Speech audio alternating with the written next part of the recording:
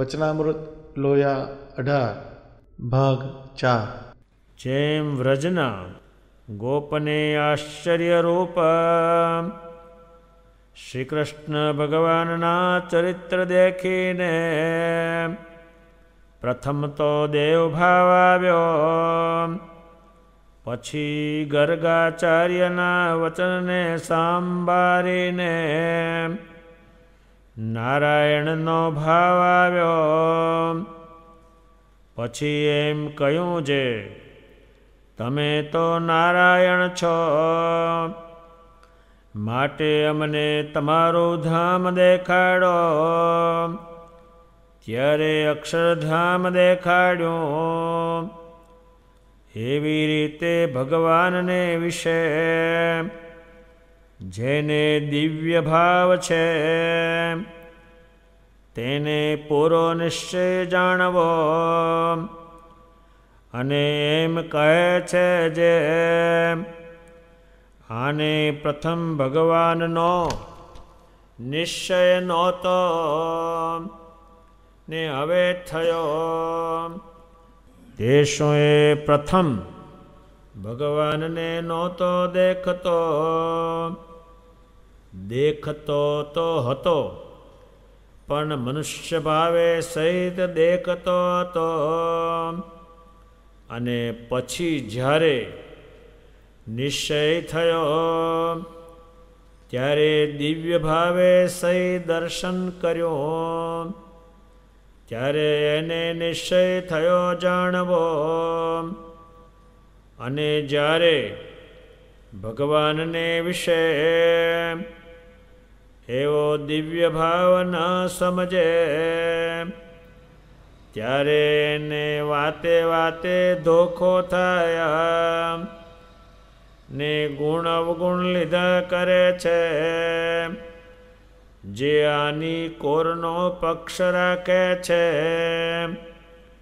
ને અમારો પક્ષ રાખતા નથી, તથા આને વધુ બોલાવે છે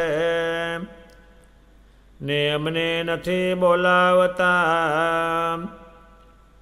અને આને ઉપર વધુ એત છે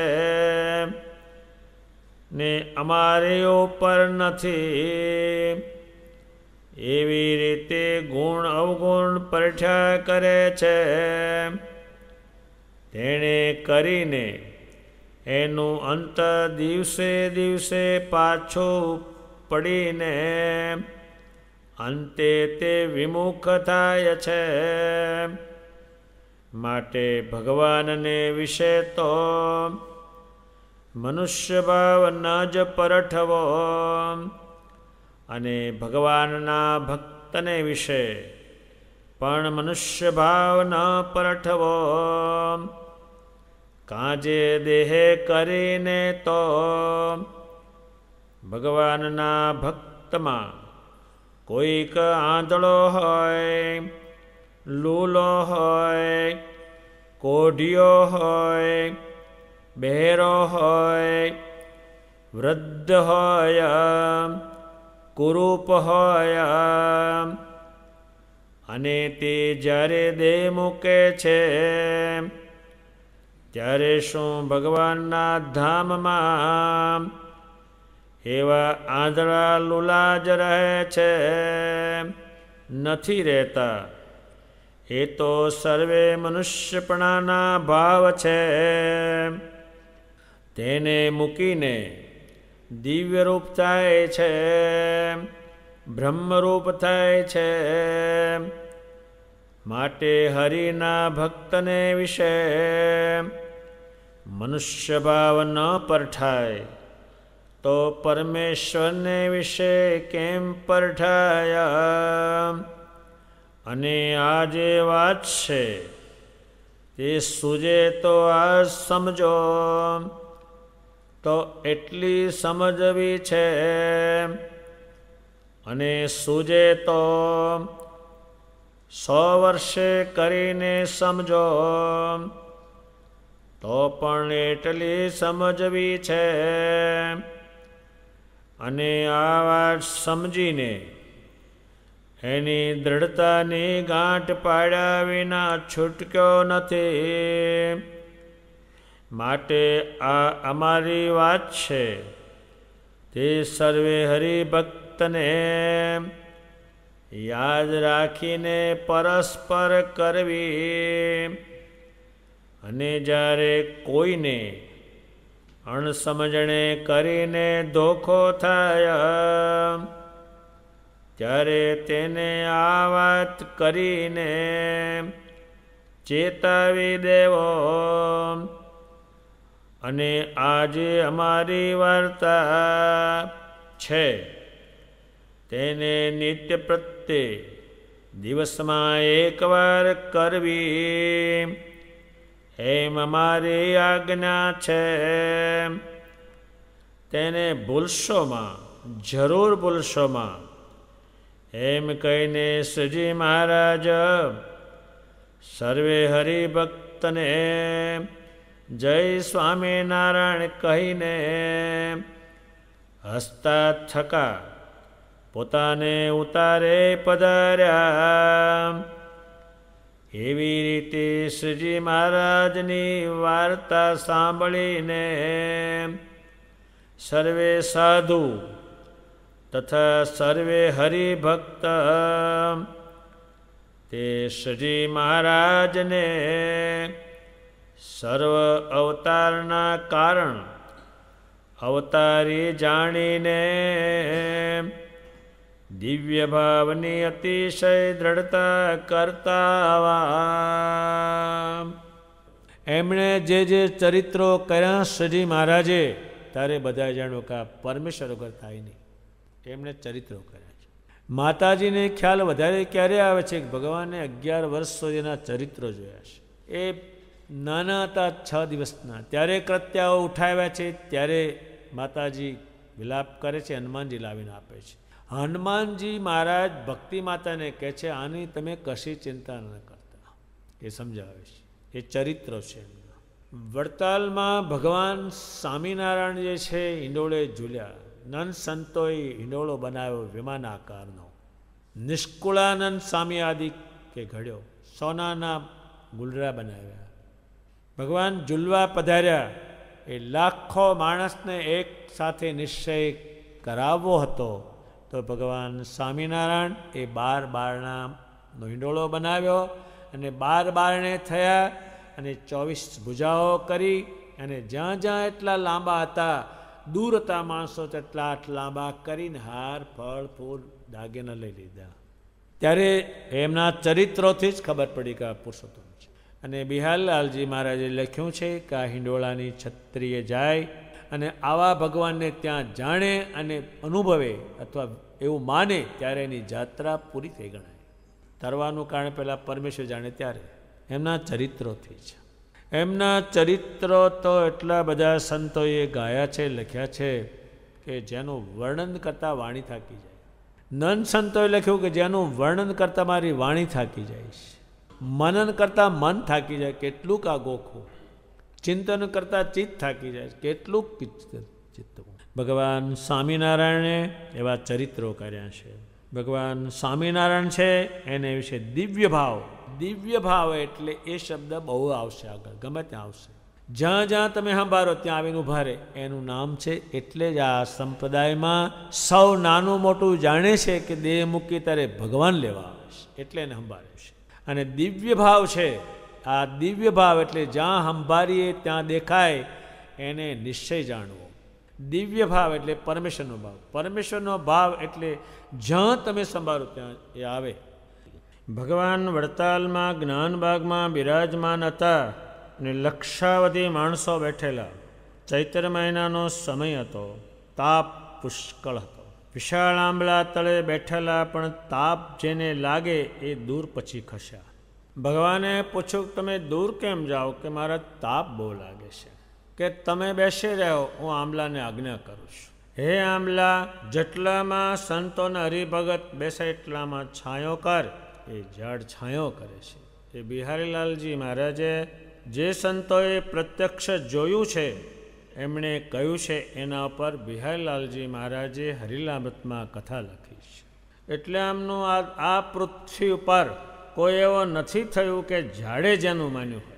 એ જીવને કેવી રીતે સાંભળ્યો, એ કેવી રીતે મખતો થયો, એ શેનાથી થયો, એ ઝડપથી કેમ થયો, એ એમની ક્રિયામાં કોઈને સમજણ પડે નહીં. એટલે ભગવાન સ્વામિનારાયણના જે ચરિત્રો છે એના ગ્રંથો એટલા બધા લખાયેલા છે. અધારાનંદ સ્વામીએ ગ્રંથ લખ્યો છે, એમાં 80,000 શ્લોકોનો લખેલો છે. એ 7 ફૂટ જેટલો કે છે ઊંચો થાય છે ગ્રંથ. એટલા ગ્રંથો સજીમાના ચરિત્રો ઉપર લખાયેલા છે. એનાથી જ બધાને ખબર પડે કે આ પરમેશ્વર છે. એવા ચરિત્રો કર્યા અને એ ચરિત્રો મુક્તાનંદ સ્વામીએ, બ્રહ્માનંદ સ્વામીએ સૌને સમજાવ્યા.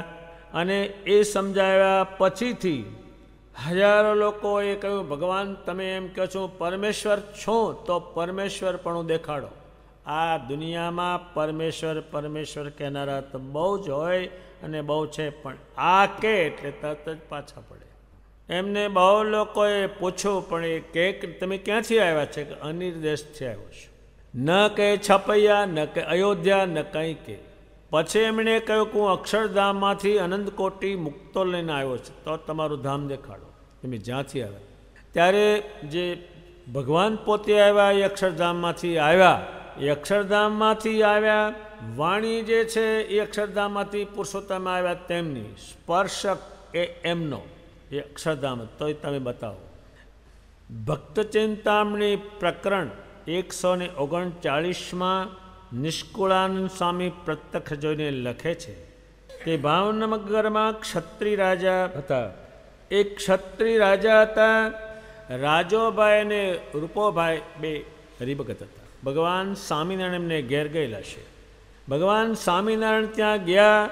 ભગવાને વિચાર કર્યો કે લાવને હું ધામ દેખાડું. એટલે એ ભગવાને પોતે સંકલ્પ કર્યો, એની વૃત્તિ અંદર ઉતારી આત્માની અંદર. આત્માની અંદર વૃત્તિ ઉતારીને ત્યારે સીધા ધામમાં લઈ ગયા. દેહ એનો જ છે, પણ એને લઈ ગયા, ધામ દેખાડ્યું. એટલું બધું એણે તેજ જોયું, એટલી બધી સામર્થ્ય જોઈ. ભગવાને ત્યાં કહ્યું કે રૂપાભાઈ અને રાજાભાઈ તમે હવે તમારા દેહમાં પાછા જાઓ, કે મારે જવું જ નથી ત્યાં. ભગવાને કહ્યું હજી વાર છે તમારે, તમે જાઓ. અને બીજી ભવિષ્યવાણી કહી, આ થવાનું છે, આ થયું છે, એ એમને કહી. ત્યારે પરાણે મોકલ્યા, ત્યારે પાછા આવ્યા. એમ ભગવાને ધામ દેખાડ્યું છે અને બધાએ જોયું છે. ભગવાન સ્વામિનારાયણે એટલા માટે સૌને કહ્યું, તમે આ લોકમાં ક્યાંય બંધાતા નહીં અને તમે મારા સ્વરૂપનું ચિંતન કરજો અને તમને અંત સમય હું લેવા આવીશ. એમ બધાને સાગમતું નહોતું. એ ભગવાને ધામ દેખાડ્યો અને સૌને નિશ્ચય કરાયો. ત્યારે બધાને દિવ્ય ભાવ આવ્યો, પરમેશ્વરપણાનો ભાવ આવ્યો કે આ જ્યારે સંભાળીએ ત્યારે મૂર્તિમાન થાય છે. એ ભાવ સ્વામિનારાયણમાં આવ્યો. એનું કારણ ભગવાન પોતે છે. અને પછી એને પૂરો નિશ્ચય થયો. જે હેરાન થયા, દુઃખી થયા, નાતનો ભીડો વેઠો, નાતથી બહાર થયા, કુટુંબે તિરસ્કાર કર્યો, સહન કર્યો, એનું કારણ શું? એણે જોયેલું છે. એને જોયેલું છે એટલે બધું સહન કર્યું. મારી નાખવાના પ્રયોગ કર્યા, ત્યાં સુધી કહ્યું તમારે જેમ કરો એમ કર્યું. પણ આ નામ મોઢામાંથી નહીં નીકળે, એ આકાર પણ નહીં નીકળે. એ એમણે નિશ્ચય કરાયો છે. અત્યારે એમ થયું કે આપણે લોક વ્યવહાર છે તો એ પૂછી ક્યાં રહેવું? એમાં ભગવાનને પૂછો ક્યાં રહેવું તમારે? તો કે અક્ષરધામમાં રહેવું. એ કેવું છે એ એણે કહ્યું છે. એટલે એને દિવ્ય ભાવ થાય છે. સ્વામિનારાયણ ભગવાનને પહેલાં માનતો નહોતો, પછી માન્યું કેમ? ત્યાં પરમેશ્વર છે. તો કે ભગવાન સ્વામિનારાયણે સમાધિ કરાવી અને અક્ષરધામમાં પોતાના સ્વરૂપના દર્શન કરાવ્યા. ત્યાંથી જોઈને આવ્યો અને પછી આ સ્વામિનારાયણને જોયા ત્યારે એને દિવ્ય ભાવ આવ્યો, પરમેશ્વરપણાનો ભાવ આવ્યો. અને પરમેશ્વરપણાનો ભાવ આવ્યો ત્યારે એને નિશ્ચય થયો. પહેલો નહોતો. એ નહોતો કેમ? કે મનુષ્ય જેવા દેખતા. હજુ એનું ધ્યાન કર્યું નથી, હજુ એનું ભજન કર્યું નથી, હજુ એનું કંઈ કર્યું નથી. એનું દેહને જોતો. એવા હજારો માણસો એ જોયેલા, પણ એમાં મેળ પડ્યો નહીં. ભગવાન સ્વામિનારાયણે સંકલ્પ કર્યો કે જ્ઞાની ને અજ્ઞાની મને બધાય પરમેશ્વર જાણો. એટલે બધાને એમને પરમેશ્વરપણું જણાવ્યું. ત્યારે પ્રથમ દેખતો હતો પણ એ માણા જેવા દેખતો હતો અને મનુષ્યના જેવો જ એ જોતો હતો. આ મનુષ્ય જ છે એ ભાવ એમાં હતો. અને જ્યારે એને સ્વરૂપનો નિશ્ચય થયો કે આ નક્કી ભગવાન છે, ત્યારે એને દિવ્ય ભાવ આવ્યો. ત્યારે એને નિશ્ચય થયો છે હવે એ જવાનું નથી, એ કોઈ એને કાઢી શકવો નથી. અને શ્રી મહારાજને દિવ્ય ભાવ એટલે પરમેશ્વરનો ભાવ ન પૂરો જાણે તો એને વાતે વાતે ધોખો થાય. ધોખો થાય એટલે દુઃખ થાય મનમાં કે આને ભગવાન વધારે બોલાવે છે, મને ઓછા બોલાવે છે. એ ગુણ લે પછી અવગુણ લે, એ આગળ જે નીચે ઉતરી જાય. અવગુણ થોડોય કંઈ આવ્યો એ નુકસાન કરી નાખે. અત્યારે જેમ દૂધમાં મીઠું પડે એટલે તરત જ એક નકામું ગયો. એ અવગુણ છે એ એમાં આવે એટલે એ ગમે ત્યારે ભગવાનને છોડી દેવાનો છે. એનું અંતર ખીલે નહીં, કારણ કે પેલો અવગુણ આમ કરીને તરત જ બેહે. જેમ પેલી રિહામણી મનામણી હોય એવું થઈ જાય. સંસારમાં તો આનું ખીલેલી જ વસ્તુ છે. ઘરમાં રિહામણા મનામણા તો બહુ જ. ભગવાન સ્વામિનારાયણ કહે છે એ મનુષ્ય ભાવ તમને છે. જો ગુણ જે કરે તે સારું જ કરે છે એ બુદ્ધિ નથી હજુ આવતી. એ ગુણ અવગુણ આવે છે એક નુકસાન કરી નાખવા. એ એનું અંતર એટલે અંદરથી ખીલતું નથી. એ મન ખીલતું નથી, એમાં જતું નથી. બુદ્ધિ ખીલતી નથી, ચિત્ત ખીલતું નથી અને અહંકાર ખીલતો નથી, એ બેસી જાય છે. ભગવાન સ્વામિનારાયણ કહે છે એ જે મનુષ્યનો ભાવ છે એને કારણે ગુણ અવગુણ આવ્યા કરે છે, એને ગમે ત્યારે વિમુખ થવાનો છે. વિમુખ એટલે મને છોડી દેવાનો છે. અને જે દળે સ્વામિનારાયણને છોડ્યા ત્યારે બધા યોગ ખલાસ. જેમ આપણે બધા પર રિસાઈએ, કપડાં ફાડી નાખીએ, હોનું ન પહેરીએ, જોડા ન પહેરીએ, ત્યાં સુધી કંઈ વાંધો નથી. પણ જેની પોષક વસ્તુ છે અન્ન ને પાણી, એ બે જ્યારે છોડો ત્યારે શરીર હવે ખલાસ થવા માંડે. એમ ભગવાન સ્વામિનારાયણનો અવગુણ આવે, અવગુણ આવ્યો. જેમ અત્યારે આપણે સોનાનો જેમ અવગુણ નથી આવતો, એને હાથે પહેરે, કાન ફાડીને પહેરે, એનો ગુણ છે. ને શરીરને જ કાણું પડાતું છે, પણ ગુણ છે એનો. એટલે એમ ભગવાન સ્વામિનારાયણ કહે છે એ ગુણ અવગુણ આવ્યા કરે છે, એ આવવો ના જ જોઈએ. અને આવે છે એ ગમે ત્યારે વિમુખ થઈ જવાનો છે. અને ગુણ લે ને અવગુણ કે એ માણસનું શરીર પણ હલકું બને, એ તેજસ્વી નહીં બને. વિમુખ એટલે ભગવાન તે દિવસે વિમુખ શબ્દ વાપરે. વિમુખનો અર્થ એટલો થાય કે ભગવાનના આકારને છોડી દેશે. હવે આ જે આકાર છે એમાં જોઈન્ટ થાય છે, એ આકારમાં કંઈ છે નહીં. ભગવાન સ્વામિનારાયણ કહે છે એ વિમુખ થવાનો છે અને એમણે જોયેલા છે વિમુખ થતા હજારોની સંખ્યામાં. એમની પાસેથી ગયેલા એ જોયેલા છે. શ્રી મહારાજે સમજાવવા છતાં પણ ગયેલા છે, સંતોએ સમજાવવા છતાં ગયેલા છે. એ શેને કારણે ગયેલા છે? પેલી એક તો કાંટાની વાત એમણે કહી છે. એ જીવમાં દેહ ખૂતી ગયું છે એટલે દેહ કેમ કરે, ભગવાન કેમ દેહ નથી વર્તાવતા, એ ગયેલા છે. અંતે વિમુખ થવાનો છે. અત્યારે ચાલુમાં આનો ઉપયોગ આપણે કરી, કેટલાક માણસ મંદિરનો ગુણ લે, સાધુનો અવગુણ લે, ગમે ત્યારે બંધ થઈ જવાનો છે. પૂનમ ભરતો એ બંધ થઈ જવાનો છે ને બધું બંધ થઈ જવાનું છે. ગુણ ને અવગુણ આવ્યો એ તને કહું. સીતાજીને જેમ રામનો કોઈ દિવસ અવગુણ નહીં, વગર વાંકે એને વાલ્મીક ઋષિના આશ્રમમાં મોકલ્યા રામે લોકઅપવાદને કારણે, પણ એને અવગુણ નહીં. તો આજ આખી દુનિયામાં સીતાજીનું નામ પ્રસિદ્ધ છે એને કારણે. આ વાત કોઈ સામાન્ય માણસ સાંભળે તો રામનો અવગુણ એ લે, સીતા નથી લેતા.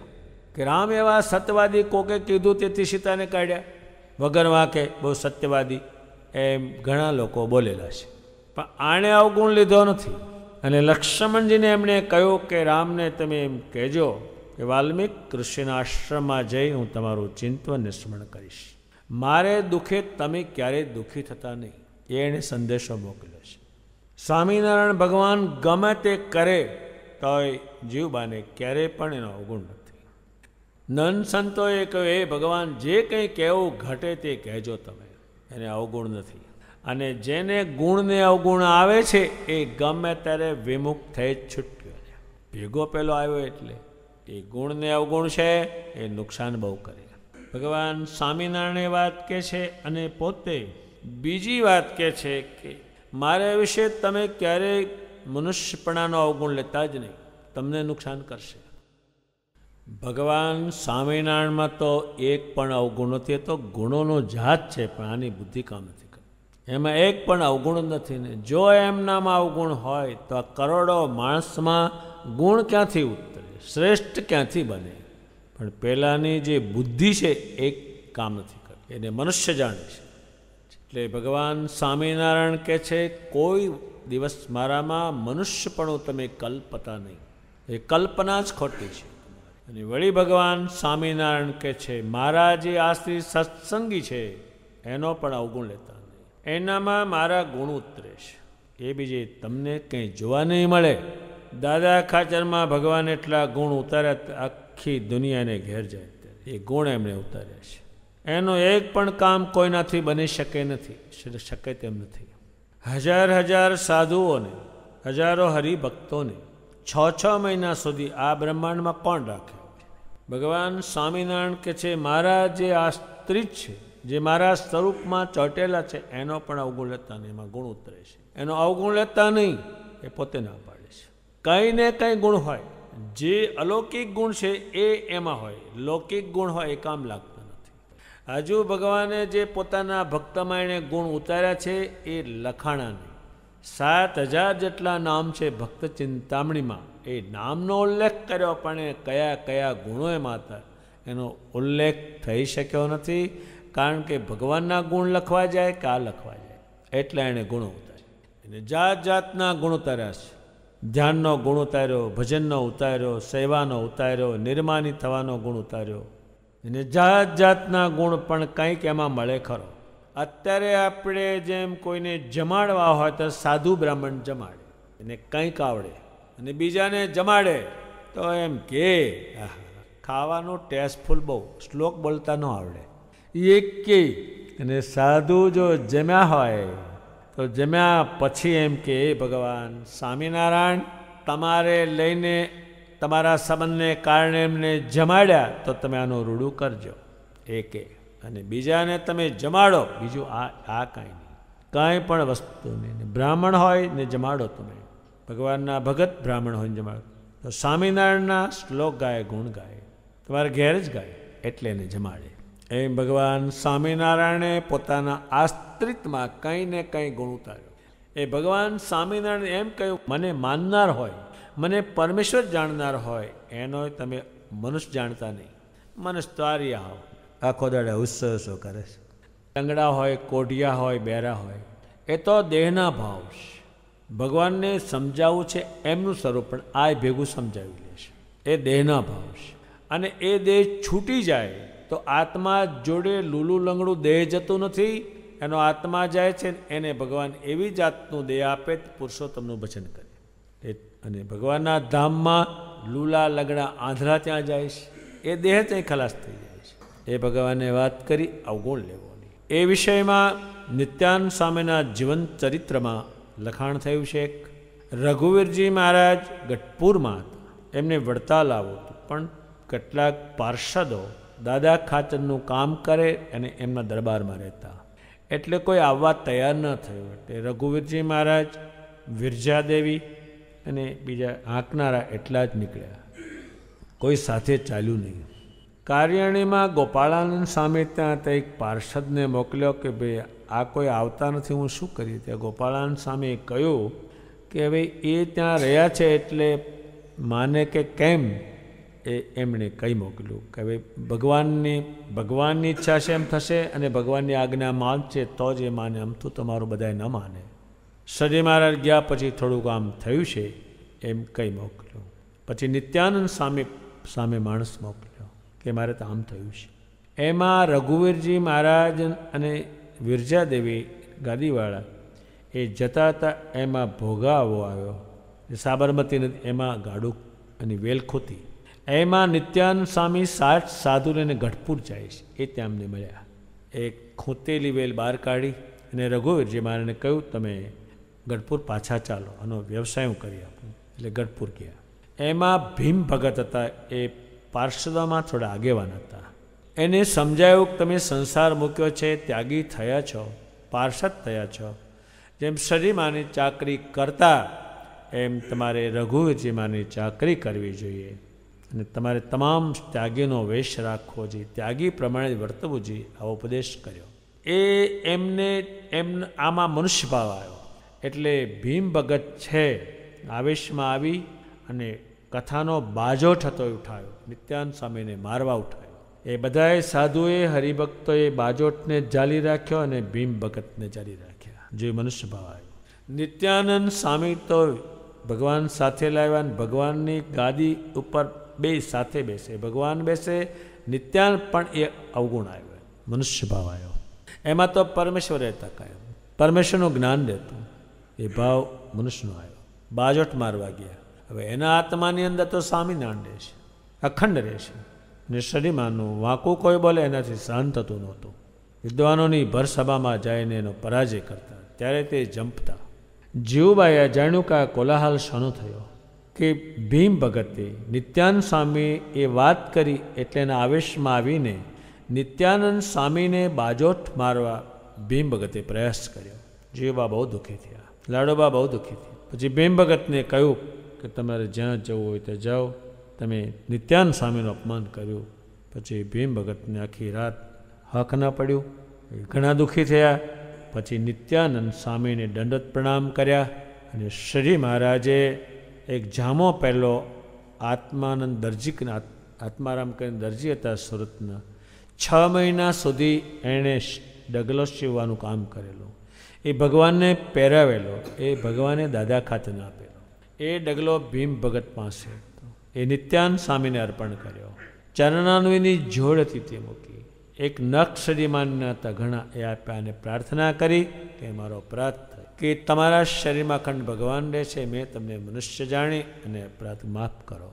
ત્યારે મનુષ્ય ભાવ આવે ત્યારે એનું નુકસાન બહુ થઈ જાય પાર વગરનું. એટલે ભગવાન સ્વામિનારાયણે કહ્યું છે કે મારો આશ્રિત હોય એનો અવગુણ ન લેતા, એનો જે કંઈ હોય તો એનો ગુણ પણ ગુણ હોવો જ જોઈએ, કંઈ નહીં હોય જ. અત્યારે ગ્રસ્તાશ્રમીને સત્સંગી છોકરા છોકરી નાના હોય, જન્મ હોય તો એની મા એને હાથ જોડતા શીખવાડે, પગે લાગતા શીખવાડે, આરતી કરતા શીખવાડે. જે મુક્તાનંદ સ્વામી જે કર્યું એને શીખવાડે છે, એના પર દ્રષ્ટિ ભગવાનની પડે છે.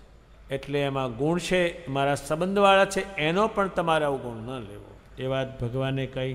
ભગવાન સ્વામિનારાયણ જે આ લોયાનું 18મું વચનામૃત છે, એ વચનામૃત વિશે પોતે ઘણું કહ્યું છે, પહેલેથી કહ્યું છે. આ વાત અટપટી બહુ છે, અંગ જુદા જુદા બાંધ્યા તો છૂટી જાય એવા છે. એ આટલી વાત આખી કઈ હવે એને અંતે એ વાત ઉપર વજન આપે છે.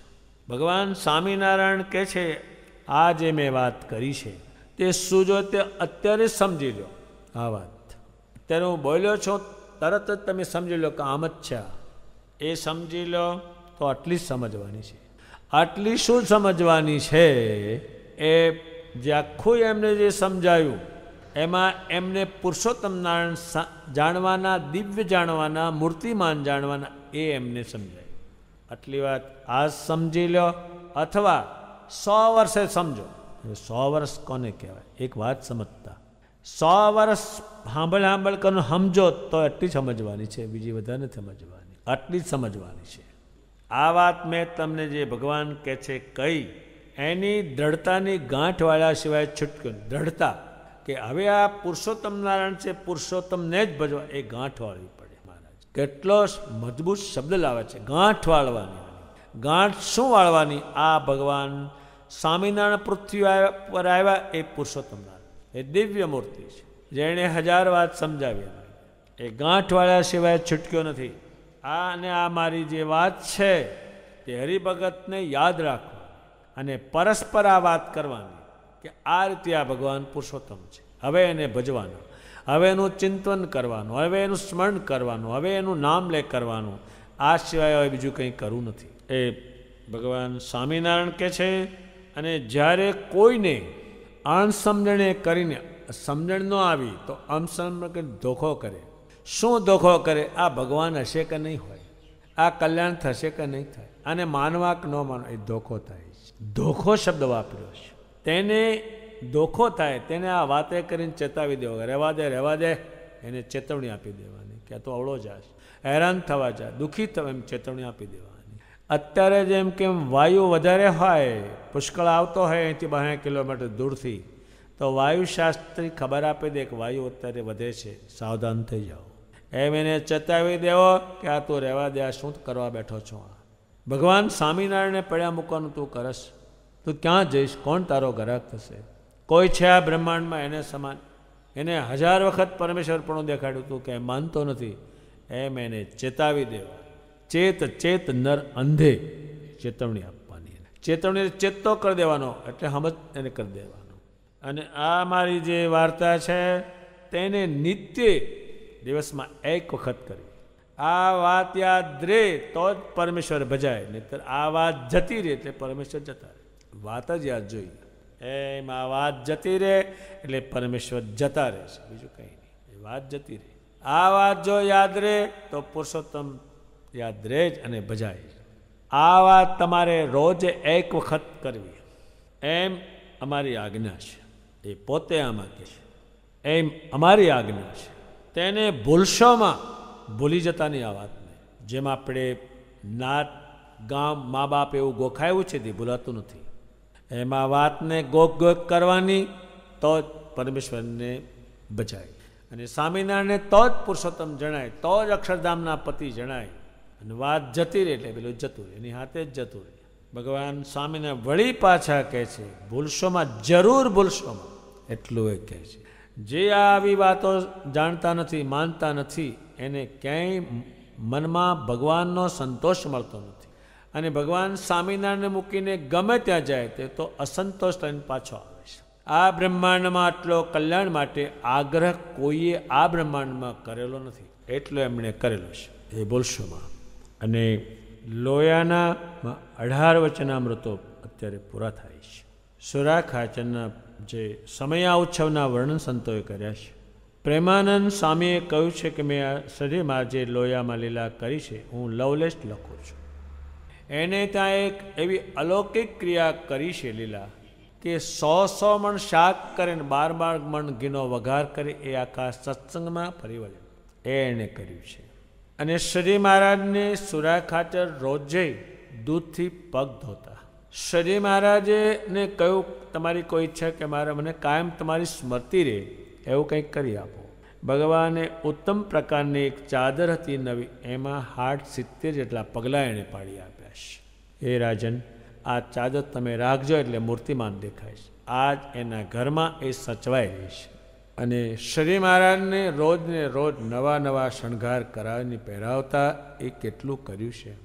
નવા નવા વસ્ત્ર અલંકારો રોજ પહેરાવે, એ મુક્તાનંદ સ્વામી કહે છે.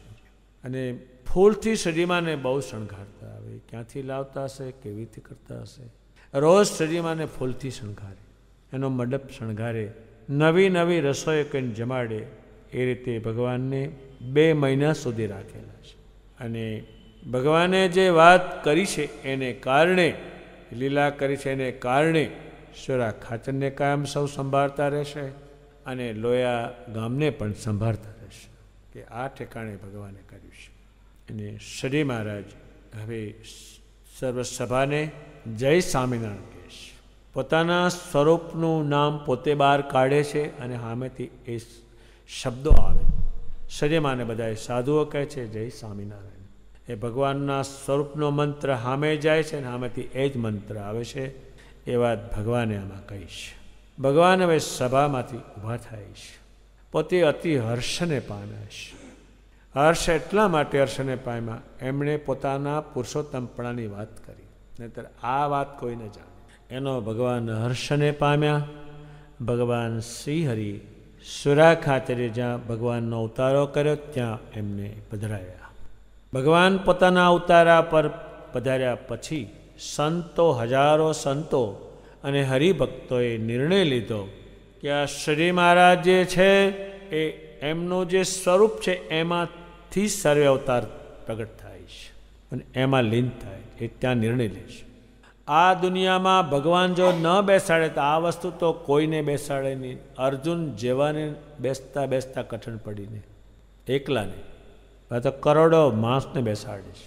સર્વે જે અવતારો થયા અને થવાના છે એનું કારણ આ પુરુષોત્તમ નારાયણ છે અને આ પુરુષોત્તમ નારાયણ પધાર્યા છે એના મૂળ સ્વરૂપમાંથી પધાર્યા છે અને મૂળ સ્વરૂપમાં પાછા જવાના છે. એ ત્યાં નિર્ણય લેશે. અવતારી અવતાર નહીં, આમાંથી અવતાર થાય છે. અવતારી આમાંથી અવતાર થાય, એનો અવતાર થયો તે નહીં, આમાંથી બધા અવતાર થાય છે. એ વસ્તુની દ્રઢતા કરે સૌ. એવું જાણી અને બધાએ સંત હરિભક્તોએ નિર્ણય લીધો, હવે આમે જ આપણે ભજવાના. આ સર્વે અવતારનું કારણ છે અને એ પોતે સમજાયું છે. અને હવે દિવ્ય ભાવની એટલે પરમેશ્વરપણાના ભાવની એટલી બધી દ્રઢતા એમણે કરી.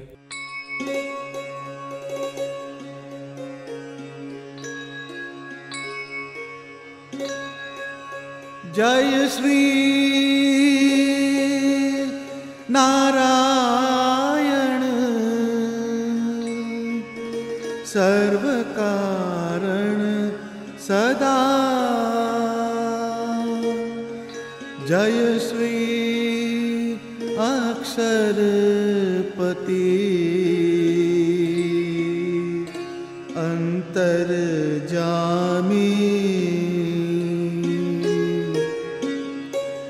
જય શ્રી ધર્માત્મજ પ્રગટ પુરુષોત્તમ. જય શ્રી સહજાનંદ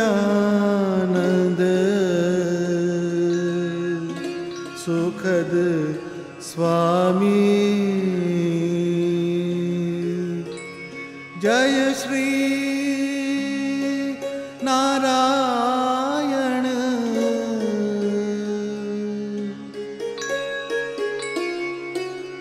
કાલમાયા પુરુષ રચત બ્રહ્માંડ બહુ. કાલમાયા પુરુષ રચત બ્રહ્માંડ બહુ. પરમ પુરુષ તવ દ્રષ્ટિ પામી. હોત પાલન પ્રલય તવ ભ્રકુટી ભંગ કરી. જય શ્રી સર્વેશ્વર અહં નમામિ. જય શ્રી નારાયણ સર્વ કારણ સદા.